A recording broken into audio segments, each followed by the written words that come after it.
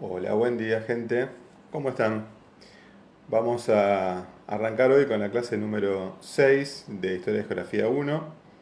Vamos a retomar un poquito algunos contenidos que ya habíamos visto en las clases anteriores, que ya los habíamos visto en la clase en la que tomamos la transición de la Edad Media a la Edad Moderna en Europa. Y justamente a partir de ahí vamos a empezar a obtener una serie de características que nos van a servir para explicar todo el proceso de la expansión ultramarina que se va a dar por parte de los europeos en América. Así que esa va a ser nuestra tarea de hoy. Vamos a intentar ver justamente las causas de ese proceso de expansión, las causas de ese proceso de conquista que va a empezar a establecerse y algunas de las consecuencias más importantes. Justamente algunas de esas consecuencias después vamos a retomarlas en lo que va a ser la última clase, la clase número 7, en donde vamos a tomar específicamente el régimen colonial.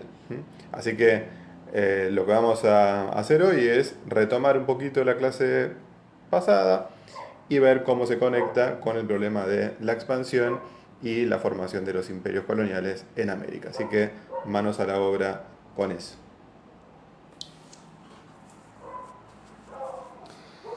En primer lugar, bueno, recordarles en qué habíamos trabajado en la clase pasada y algunos de los cambios fundamentales que se habían producido. Recuerden que dijimos que entre las transformaciones más importantes que estaban dándose en esa época estaba el crecimiento del comercio, ¿m? El crecimiento de las ciudades que trae el comercio, el surgimiento de una nueva clase social, que es la burguesía, que intenta obtener nuevas eh, mercancías a partir de conseguir nuevas rutas comerciales, el surgimiento de los estados nacionales, o sea, reyes que tienen más disponibilidad de recursos, que le pueden pedir plata prestada a la burguesía y que pueden cobrar impuestos, y toda una serie de cambios ideológicos que van a hacer que un sector de la gente de la época empieza a pensar en las potencialidades de los seres humanos mismos. Entonces, si uno parte de estas transformaciones, uno puede entender por qué se va dando este proceso de expansión, lo que denominamos la expansión ultramarina. ¿De qué estamos hablando cuando hablamos de la expansión ultramarina? Bueno, ultramarino es aquello que va más allá del mar, en este caso más allá del océano. Recuerden que, como hemos visto en las clases anteriores, las primeras civilizaciones, tanto las civilizaciones precolombinas como la civilización europea, en realidad no se conocían mutuamente, se ignoraban, no tenían la menor idea de la existencia de la otra. Y justamente este momento, el siglo XV, XIV-XV, es cuando empieza a desarrollarse la posibilidad de que los europeos tengan la tecnología suficiente y la motivación suficiente como para salir, para romper esa traba que le imponía la navegación y puedan aventurarse hacia otros lugares.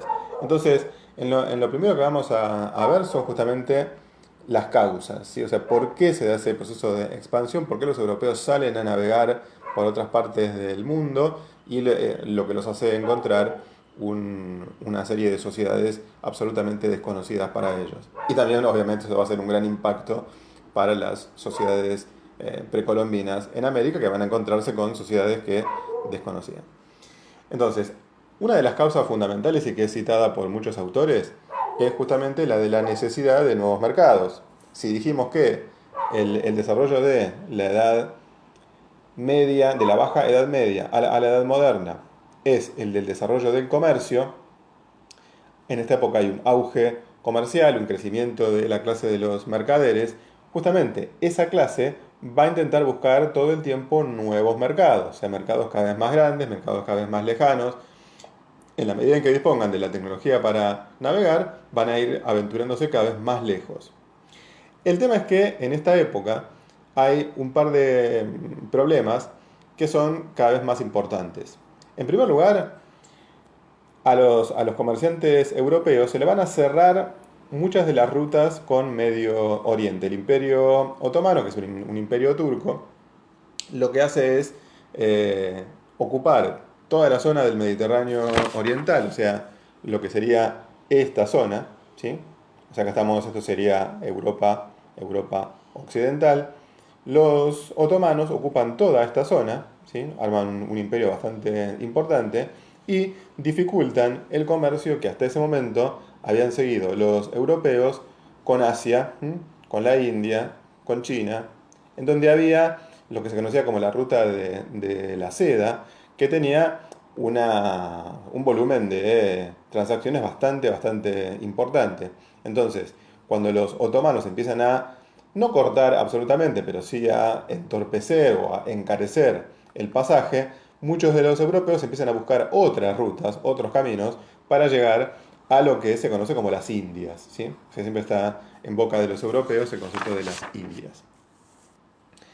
Por otro lado, bueno, obviamente el tema de las Indias tiene que ver con el comercio de uno de los productos que es el más citado y que son las famosas especias. ¿Sí? Las especias eran nuez moscada, clavo de olor, o sea, una serie de condimentos que se usaban en la cocina de esa época y que eran muy solicitados y que tenían la particularidad de que se podía transportar eh, en cantidades importantes, no eran demasiado pesados y sin embargo eran muy valiosos, con lo cual valía la pena hacer la travesía comercial a lo largo de grandes y largas rutas marítimas o terrestres. Entonces, la búsqueda de las especias va a ser uno de los motores por los cuales los navegantes y los comerciantes van a intentar salir a navegar. Ahora, yo puedo tener la motivación y decir, bueno, quiero obtener mercados nuevos, quiero llegar a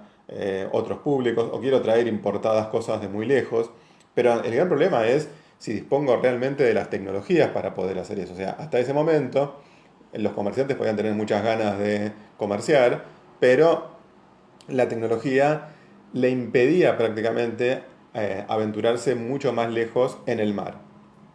Por eso, gran parte de las rutas eran o rutas terrestres, como la que vimos recién de la ruta de la seda, o rutas que iban todo bordeando la costa. Entonces, eso limitaba bastante la posibilidad de que los europeos pudieran llegar a la India por la vía marítima. Ahora, a partir de esta época, estamos hablando de los siglos XV y XVI, lo que empieza a generarse es o por lo menos a difundirse, porque muchas de estas innovaciones se originaron en China, se empiezan a difundir nuevas herramientas, nuevas tecnologías que permiten navegar más allá de la costa. Por ejemplo, la tecnología de la brújula, ¿sí? La brújula que permite saber hacia qué punto cardinal estoy yendo, sin necesidad de ninguna otra cosa. Se puede navegar en alta mar y sé exactamente para qué lugar estoy yendo. Los portulanos, que van a dar origen después a mapas incluso más importantes. Los portulanos eran mapas en donde figuraban las líneas de la costa. Ahora se empiezan a hacer mapas mucho más sofisticados que permiten saber justamente dónde están los distintos territorios, ir por mar y saber que del otro lado me voy a encontrar con algo. Mecanismos de medición, el cuadrante, el astrolabio, que uno podía utilizar apuntando hacia el sol o hacia las estrellas y tenía la posibilidad de saber hacia qué dirección estaba navegando o en qué latitud estaba. Y lo más importante quizá, el diseño de naves nuevas, ¿sí? Mucho más ágiles, mucho más rápidas, mucho más livianas en el sentido de que y maniobrables, ¿sí? O sea, con timones que les permitían manejar mucho mejor la dirección, con velas que tenían tamaños, o sea, por ejemplo, velas triangulares que van a dar, o sea, después origen a velas cuadrangulares, o sea, que pueden, o sea, llegar a utilizarse de una mejor manera para poder navegar más seguro en mar abierto. Sí, o sea, el barco más conocido, que es en el que van a llegar los navegantes junto con Colón, van a ser la carabela y la nao también, que es otra de las innovaciones de esa época.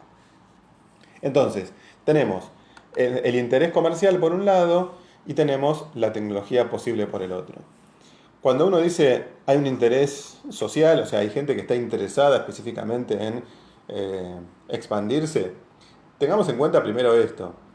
los que primero intentan hacer este tipo de navegaciones son vistos medio como unos locos lindos, o sea, incluso con mucha suspicacia los reyes intentan apoyar algún tipo de expedición, pero realmente no eran gente que era vista como alguien que podía llegar a hacer algo muy importante. Con el correr de los años, cuando realmente se demuestra que se puede navegar a América, incluso se encuentra un continente nuevo, ahí es como que muchos más sectores sociales le empiezan a dar pelota a todo este tipo de expediciones.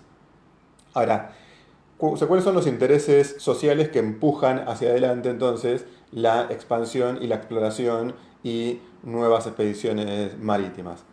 Ya dijimos que los burgueses, por un lado, buscan mercados nuevos. Esto queda claro. Colón es un tipo muy vinculado con los comerciantes. Por otro lado, los nobles obviamente saben que si ocupan territorios nuevos, pueden quedarse con esas tierras. En muchos casos había nobles que eran de segundo orden, que no habían podido heredar tierras en su continente y que, bueno, si, se saben que si se ocupa América, en realidad pueden llegar a tener una posición social que no podrían tener en Europa porque no hay tierra suficiente. Entonces muchos de los nobles, muchos nobles segundones que no tenían herencia, también como que tomaban la aventura de irse hasta América y convertirse o bien en dueños de tierras o bien en dueños de cargos políticos. Por otro lado dijimos que los reyes, esto es una época donde existían las monarquías nacionales, los reyes lo que hacen es demandar más tributos y demandar más poder, o sea, saben que financiando a estos expedicionarios pueden ocupar nuevos territorios, pueden cobrar más impuestos y pueden fortalecerse en la pelea con otros reyes distintos. Entonces, aquí, o sea, esto va a ser muy importante, tanto para España como para Portugal, el armado de estos grandes imperios coloniales va a permitirles enfrentar mejor a otros rivales de esa época y los va a convertir en reinos realmente mucho más ricos que los demás. Y finalmente la propia Iglesia también va a utilizar esto porque dice, bueno, hay que extender el cristianismo, hay que extender la religión y van a formar parte de todas las expediciones y todos los viajes que se van a ir haciendo en el futuro. De hecho, la Iglesia va a ser un pilar ideológico de todos los imperios coloniales.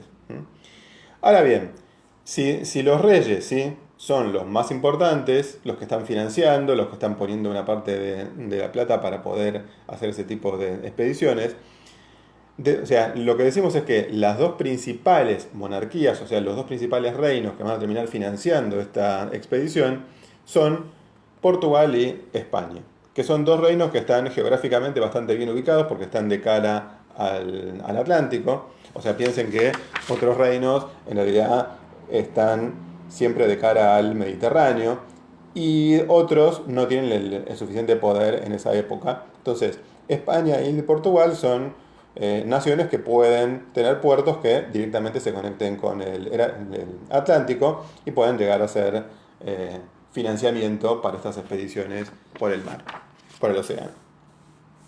Bueno, ¿cuáles van a ser las rutas que van a utilizar tanto los portugueses como los españoles?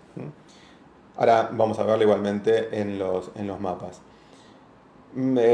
Portugal va a elegir el camino de circunnavegar o rodear África, mientras que España va a utilizar el mecanismo de navegar hacia el oeste, o sea, navegar hacia Occidente, que es la propuesta que hace Colón a los reyes católicos en España. ¿Cuáles serán entonces estas dos grandes rutas? Por un lado, para los portugueses, lo que decimos es que la propuesta es circunnavegar África. Esto ustedes lo pueden ver en la línea negra. Los portugueses vienen por acá, dan la vuelta a África y finalmente van a llegar a la India, a Indochina, van incluso a establecer algunas factorías y van a tener su propio imperio, digamos. Ahora, el mecanismo va a ser ir hacia el sur y entonces va a haber varios momentos en donde son hitos importantes en la navegación portuguesa. Quizá el más importante es atravesar lo que es el Cabo de Buena Esperanza, el que se llamaba antes el Cabo de las Tormentas, porque se venía navegando por acá y casi ningún navegante había podido atravesar esto. Bartolomé Díaz es el primero que consigue dar la vuelta y entonces empieza ya a diseñarse cuál es la ruta más apropiada para ir por África. Hasta que finalmente el que llega a la India es Vasco da Gama, que es el primero que empieza a establecer algunas factorías y a comerciar con las poblaciones de la India. O sea, el camino portugués es un camino que va hacia el este directamente. O sea, en vez de hacer este camino, pega el rodeo y va por el sur de África.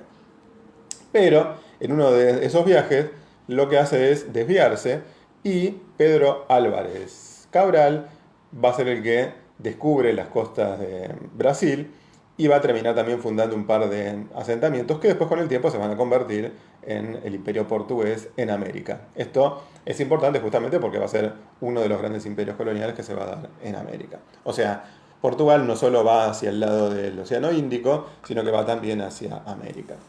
Y los españoles, por su lado, empiezan con el viaje de Colón, o con los 4 viajes en realidad que hace Colón. O sea, Colón le propone a los reyes católicos un acuerdo por el cual él iba a navegar hacia el oeste.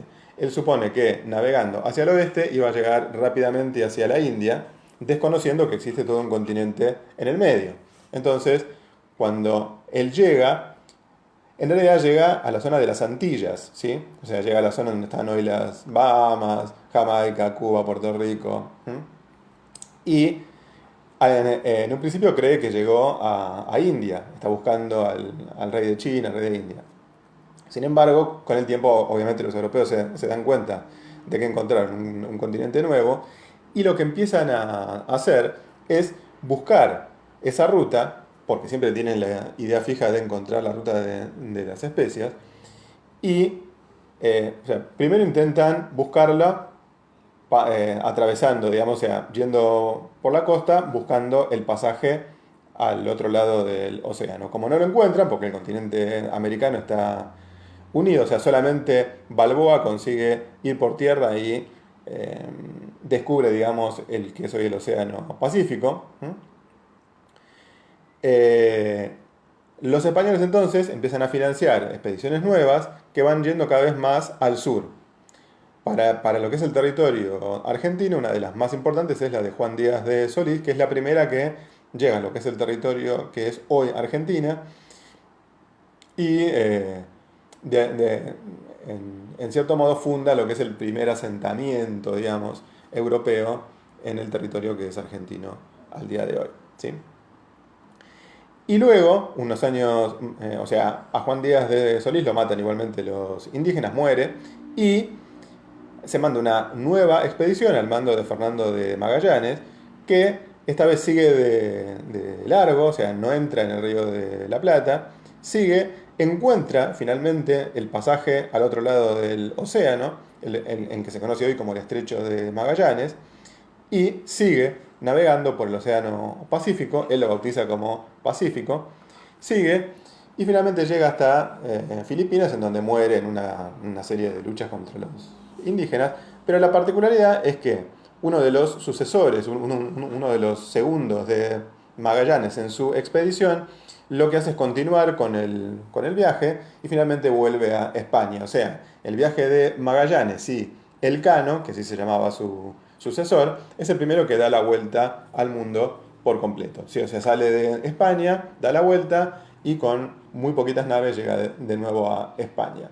O sea, esto es importante, no tanto desde el punto de vista de los grandes imperios, pero sí desde el punto de vista del descubrimiento geográfico, sí que también es decisivo en esta época. Entonces, resumiendo, los principales viajes de Portugal son los de Bartolomé Díaz, que es el que atraviesa la ciudad de el Cabo de Buena Esperanza, Vasco da Gama, que llega a la India, Cabral, que llega a Brasil, y del lado español, Cristóbal Colón, que es el primero que llega a las Antillas, Balboa, que es el primero que descubre el Pacífico, Solís, que llega al Río de la Plata, y después el viaje de Magallanes y Elcano, que dan la primera vuelta al mundo.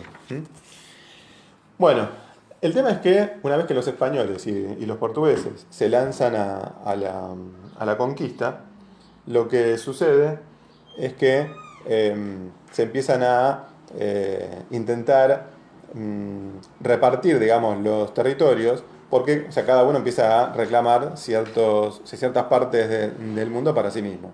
Entonces, después de varias idas y vueltas, lo que hacen es firmar un tratado, que se conoce como Tratado de Tordesillas, por el cual que se hace, o sea, en un principio se recurre a la mediación del Papa, que lo que hace es hacer una serie de acuerdos, una serie de bulas, en las cuales que son unos documentos que hacen los papas para, en este caso, dividirse los territorios nuevos a descubrir entre España y Portugal.